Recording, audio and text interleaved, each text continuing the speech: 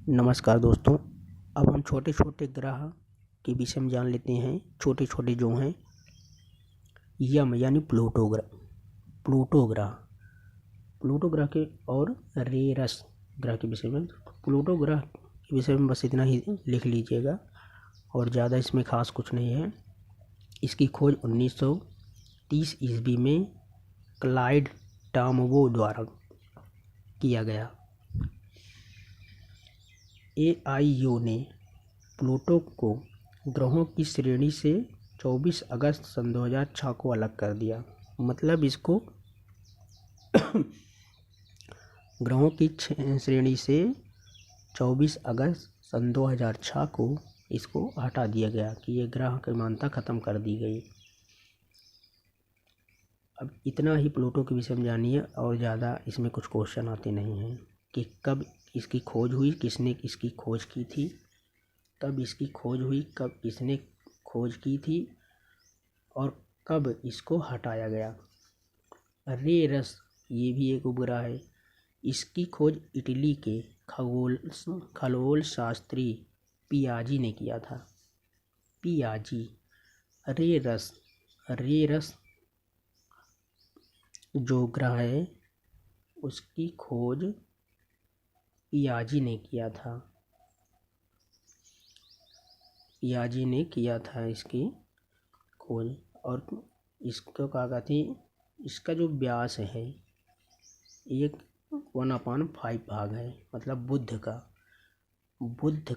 से 1/5 भाग है इसका, इतना छोटा है ये बुध से।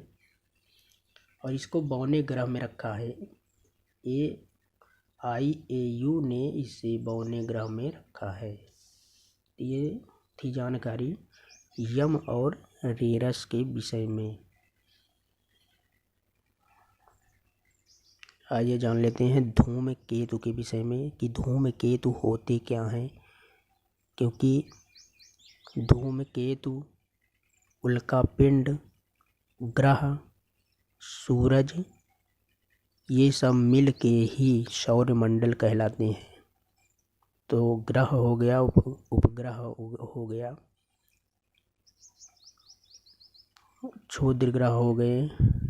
अब आइए धूमकेतु के विषय में जानते हैं और उल्कापिंड के विषय में। धूमकेतु के विषय में मैंने इसलिए लिख दिया है कि स्क्रीनशॉट आप लोग ले लें और अच्छे से तैयार कर लें। तो देखिए समझा दे रहा हूँ इसमें। धूमकेतु यहाँ पर लिखा है धूमकेतु सौरमंडल के छोर पर, सौरमंडल के किनारे पर। मान लीजिए ये सौरमंडल मैंने बनाया है, ये सौरमंडल है। सौरमंडल के किनारे पर यहाँ से किनारे पर, सौरमंडल के किनारे पर विद्यमान अरबों छोटे छोटे पिंडों को, छोटे छोटे कणों को, छोटे छोटे पिंडों को धूमकेतु या पुच्चल तारा कहते हैं।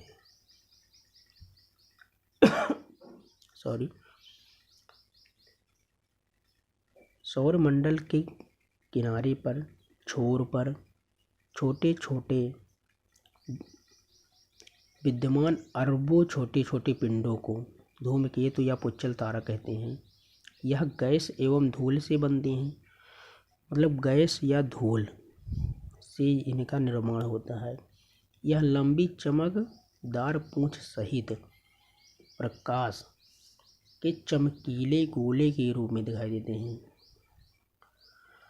मतलब ये लंबी चमकदार पूंछ सहित प्रकाश के चमकीले गोले के रूप में दिखाई देते हैं।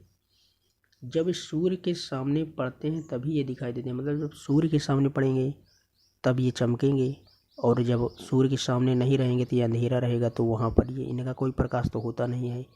सूर्य जिसके सामने पड़ता है वही चमकने लगता है। ये जब ये सूर्य के सामने पड़ते हैं तब ये चमकते हैं। धूमकेतु की पूंछ हमेशा सूर्य से दूर होती है। मतलब ये धूमकेतु बहुत बड़े होते हैं, छोटे होते नहीं। इसीलिए धूमकेतु की जो पूंछ होती है वो सूर्य से बहुत दूर होती है।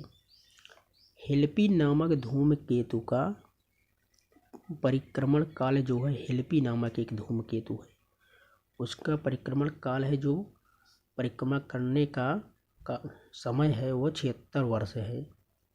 हेली नामक धूमकेतु का 76 वर्ष में वो सौरमंडल का परिक्रमा करता है। ये 1986 में देखा गया था। हेली नामक धूमकेतु 1986 में देखा गया था, और 1986 प्लस 76 कर देंगे तो सन 2062 में देखा जाएगा। ये हेली नामक धूमकेतु अब सन 2062 में देखा जाएगा। तो धूमकेतु क्या होते हैं?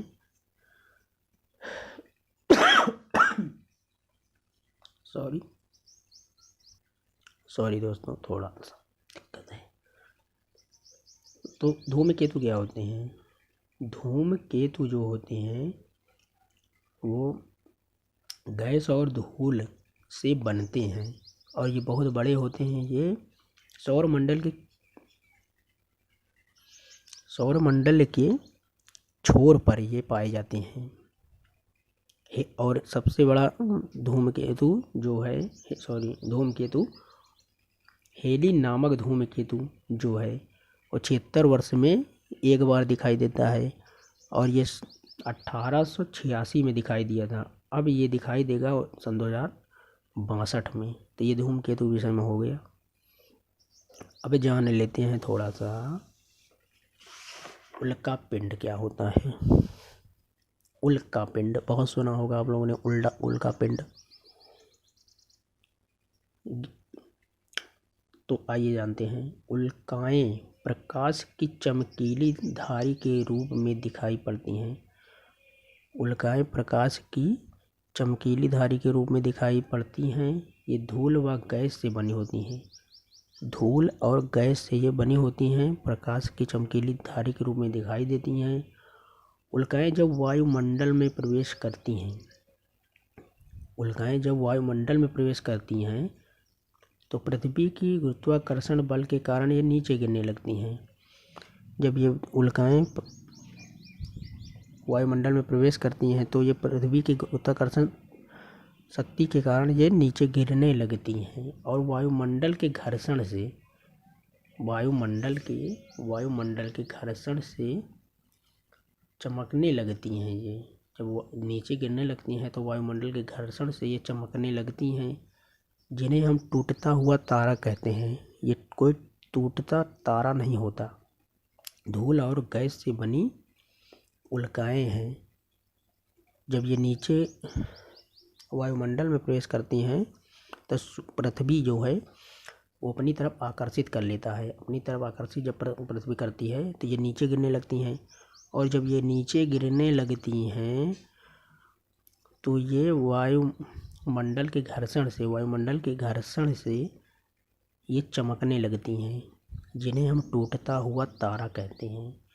ये पृथ्वी तक पहुंचने से पहले ही राख हो जाती हैं। जो उल्काएं हैं ये पृथ्वी तक पर पहुंचने से पहले राख हो जाती हैं, लेकिन कुछ उल्काएं ऐसी होती हैं जो पृथ्वी तक पहुंच जाती हैं, वो राख नहीं होती हैं, तो उनको उल्का पिंड कहते हैं। लेकिन जो राख हो जाती हैं, जो जल जाती हैं, पृथ्वी तक आते आते जल जाती हैं, तो उनको उल्काज्म कहते हैं। उनको उल्काज्म कहते हैं। जो राख हो जाती हैं, पृथ्वी तक नहीं पहुंच पाती हैं, उनको उल्काज्म कहते हैं। और ये जो पृथ्वी पर आकर गिर जाता है उल्का पिंड, पृथ्वी पर से टकराता है, उसे कहते हैं उल्का पिंड।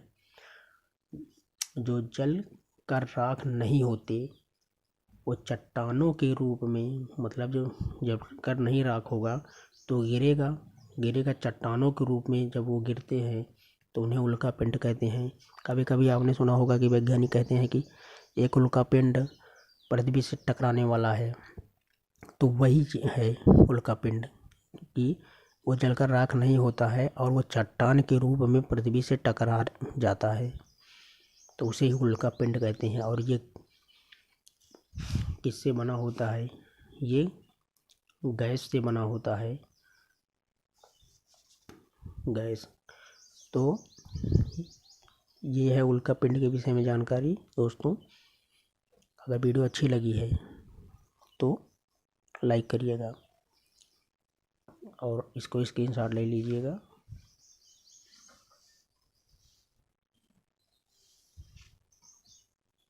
धन्यवाद।